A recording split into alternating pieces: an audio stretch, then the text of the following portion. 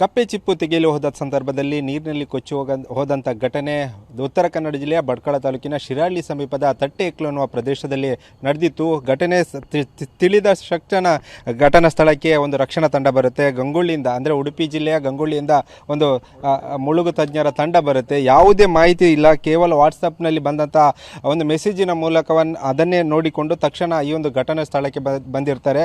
ಘಟನೆ ಸ್ಥಳಕ್ಕೆ ಬಂದ ಸಂದರ್ಭದಲ್ಲಿ ಮೂವರು ನಾಪತ್ತೆ ಆಗಿರುವಂಥ ವಿಚಾರ ತಿಳಿತೆ. ಇವರು ಬಂದು ರೀಚ್ ಆದ ತಕ್ಷಣ ಒಬ್ಬರ ಮೃತದೇಹ ಪತ್ತೆ ಆಗುತ್ತೆ. ಅದರ ಬಳಿಕ ಇಬ್ಬರು ನಾಪತ್ತೆ ಆಗಿರ್ತಾರೆ. ಅವರನ್ನು ಹುಡುಕುವಂಥ ಕೆಲಸವನ್ನು ಈ ಒಂದು ಮುಳುಗು ತಜ್ಞರ ತಂಡ ಮಾಡುತ್ತೆ. ಸದ್ಯ ನಮ್ಮ ಜೊತೆ ಮುಳುಗು ತಜ್ಞರ ತಂಡದ ಮುಖ್ಯಸ್ಥರಾಗಿರುವಂಥ ದಿನೇಶ್ ಕಾರ್ವಿ ಅವರಿದ್ದಾರೆ. ಅವರನ್ನು ಮಾತನಾಡಿಸ್ತಾ ಹೋಗುವ. ಈ ಒಂದು ಘಟನೆ ನಿಮಗೆ ಹೇಗೆ ತಿಳಿತಾ ಅಂತ ಹೇಳಿ. ಸರ್, ನನ್ನ ಮಧ್ಯಾಹ್ನ ಸುಮಾರು 1 ಗಂಟೆಗೆ ವಾಟ್ಸಪ್ಪಲ್ಲಿ ಗ್ರೂಪಲ್ಲಿ ನನ್ನ ಗ್ರೂಪ್ ಇದೆ, ಮುಳುಗು ತಜ್ಞ ಗ್ರೂಪ್ ಅಂತ ಇದೆ ಸರ್. ಅದರಲ್ಲಿ ನಾನು ನೋಡಿದೆ. ಕೂಡಲೇ ತಕ್ಷಣ 12 ಜನ ಅಂತೇಳಿ ಕೂಡಲೇ ನಂಗೆ ಒಂಥರ ಶಾಕ್ ಹೊಡೆದಾಗಾಯಿತು. ಮತ್ತು ನಾನೇನು ಮಾಡಿದೆ, ನಮ್ಮ ತಂಡದವ್ರಿಗೆ ಫೋನ್ ಮಾಡಿದೆ. ಏನೇ ಆಗಲಿ ಅಲ್ಲಿ ಹೋಗಿ ನೋಡುವ, ಇನ್ನು ಸಿಗ್ತದ ಇಲ್ವ ನೋಡುವ, ಏನೇ ಆಗಲಿ ಹೋಗುವ ಅಂತೇಳಿ ನಾವು ಸಡನ್ನಾಗಿ ಬಂದರು. ನಾವು ಬಂದಾಗ ಒಂದು ಬಾಡಿ ಏನು ಸಿಕ್ತು ಸರ್ ನಮಗೆ. ಇಲ್ಲಿ ಬರುವಾಗ 2.5 ಗಂಟೆ ಆಯಿತು. ಆದರೂ ನಾವು ಮುಳುಕಿ ಆಕ್ಸಿಜನ್ ಎಲ್ಲ ಹಾಕಿ ಕಿಟ್ಟೆಲ್ಲ ಹಾಕಿ ತುಂಬ ಮುಳುಕಿದಾಗ ಒಂದು ಬಾಡಿ ಏನು ಸಿಕ್ತು ನಮಗೆ. ಸಿಕ್ಕಿದ ನಂತರ ಮತ್ತೆ ಸುಮಾರು 7:30 ತನಕ ನಾವು ಆಕ್ಸಿಜನ್ ಹಾಕಿ ನೀರಲ್ಲಿ ಮುಳುಕಿದ್ರು. ಆದರೂ ನಮಗೆ ಸಿಕ್ಕಲಿಲ್ಲ. ನಾಳೆ ಬೆಳಗ್ಗೆ ನಾವು ಬರ್ತೀವಿ ಅಂತೇಳಿ ಹೇಳಿದರು. ಮತ್ತು ತುಂಬ ನೋವಾಯಿತು ನಮಗೆ. ನಾವು ಸ್ವಲ್ಪ ಲೇಟಾಗಿ ಬಂದಾಗ ಆಯಿತು. ಅದಕ್ಕೆ ನಮ್ಗೆ ಮೆಸೇಜ್ ಮೊದಲೇ ಯಾರಾದರೂ ನ್ಯೂಸ್ ಕೊಟ್ಟಿದ್ದಿದ್ರೆ ನಾವು ಎಲ್ಲದಕ್ಕಿಂತ ಮೊದಲೇ ಬಂದುಬಿಡ್ತಿದ್ದೀವಿ ಸರ್. ಅಂದರೆ ನಿಮ್ಗೆ ಯಾರು ಸಹ ಕರೆ ಮಾಡಿ ಕರಲಿಲ್ವಾ ಅಥವಾ ಜಿಲ್ಲಾಡಳಿತವರು ಏನು ಕರೆ ಮಾಡಲಿಲ್ಲ? ಕೇವಲ ಮೆಸೇಜ್ ಕರೆ ಮಾಡಲಿಲ್ಲ ಸರ್ ನಮಗೆ. ಯಾರು ಕರೆ ಮಾಡಲಿಲ್ಲ ನಮ್ಗೆ. ನಾವು ತುಂಬ ಕಡೆ ಬಾಡಿ ತೆಗೆದಿದ್ದೀವಿ ಸರ್. 1-2 ಕಡೆಗೆಲ್ಲ ನಿಮ್ಗೆ ಗೊತ್ತಿರ್ಬೋದು. ಉಪ್ಪುಂದ ಆ ಕಡೆಗೆ, ಇಲ್ಲಿ ಹಾಸನ ಆ ಕಡೆ ಎಲ್ಲ ಕಡೆಗೆ ಹೋಗ್ತೀವಿ ನಾವು. ಯಾರ್ದು ಫೋನ್ ಬಂದರೆ ಎಲ್ಲಿ ಕೇಳಿದ್ರು ನಾವು ಅಲ್ಲೆಲ್ಲ ಹೋಗ್ತೀವಿ. ನಾವು ಯಾರ್ದು ಇದು ಮಾಡೋದಿಲ್ಲ. ನಮ್ಗೆ ಘಟನೆ ಅದು ಗೊತ್ತಾಗಿದೆ ಅಂತ ಹೇಳಿದ್ರೆ ನಾವು ಮನೇಲಿ ನಿಲ್ಲುವುದಿಲ್ಲ. ನಾವು ಡೈರೆಕ್ಟಾಗಿ ಬರೋದೇ ಬಾಡಿ ತೆಗಿಲಿಕ್ಕೆ. ಈಗ ನೀರಿನಲ್ಲಿ ಕೊಚ್ಚಿಕೊಂಡು ಹೋದವರಲ್ಲಿ 14 ಮಂದಿ ಕೊಚ್ಚಿಕೊಂಡು ಹೋಗಿದ್ದರು. ಅದರಲ್ಲಿ 3ರನ್ನು ರಕ್ಷಣೆ ಮಾಡಲಾಗಿತ್ತು. 3 ನಾಪತ್ತೆ ಆಗಿದ್ದರು.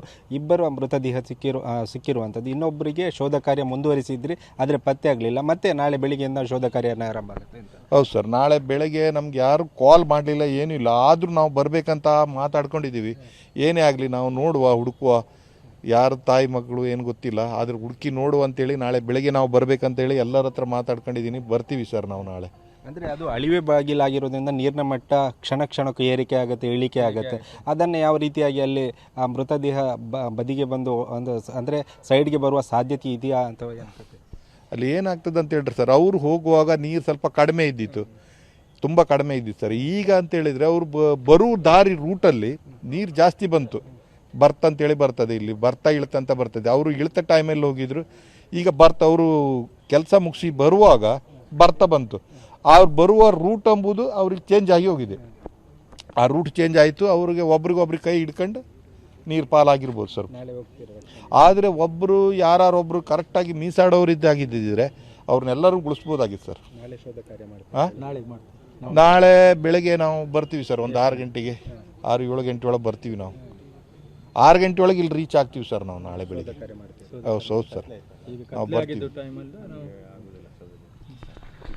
ಇದಿಷ್ಟು ಗಂಗೊಳ್ಳಿಯಿಂದ ಬಂದಂಥ ಮುಳುಗು ತಜ್ಞರ ತಂಡದ ಮುಖ್ಯಸ್ಥರಾಗಿರೋ ದಿನೇಶ್ ಕಾರ್ವಿ ಅವರು ಮಾತಾಡಿರುವಂಥದ್ದು. ಅಂದರೆ ಇವತ್ತಿನ 7:30 ತನಕ 7:30ರವರೆಗೆ ಈ ಒಂದು ಶೋಧ ಕಾರ್ಯವನ್ನು ಮಾಡಿರ್ತೇವೆ. ಆದರೆ ಒಬ್ಬರು ನಾಪತ್ತೆ ಆಗಿದ್ದರು, ಅವರು ಪತ್ತೆ ಆಗಲಿಲ್ಲ. ನಾಳೆ ಬೆಳಿಗ್ಗೆ 6 ಗಂಟೆಯಿಂದ ಮತ್ತೆ ಶೋಧ ಕಾರ್ಯ ಮುಂದುವರಿಸ್ತೇವೆ. ಯಾವುದೇ ಜಿಲ್ಲಾಡಳಿತ ಮಾಹಿತಿಯನ್ನು ಕರೆ ಮಾಡಲಿಲ್ಲ, ಬದಲಾಗಿ ಕೇವಲ ಒಂದು ವಾಟ್ಸಪ್ನಲ್ಲಿ ನೋಡಿದಂಥ ಮೆಸೇಜಿನಿಂದ ಸ್ಥಳಕ್ಕೆ ಬಂದು ಈ ಒಂದು ಶೋಧ ಕಾರ್ಯವನ್ನು ಮಾಡಿರುವಂಥ ತಂಡದ ಮುಖ್ಯಸ್ಥರು ಈ ಒಂದು ಹೇಳಿಕೆಯನ್ನು ನೀಡಿರುವಂಥದ್ದು. ಕ್ಯಾಮರಾಮ್ಯಾನ್ ಮಂಜು ಜೊತೆ ಪ್ರಜ್ವಲ್ ಅಮೀನ್, TV9 ಭಟ್ಕಳ.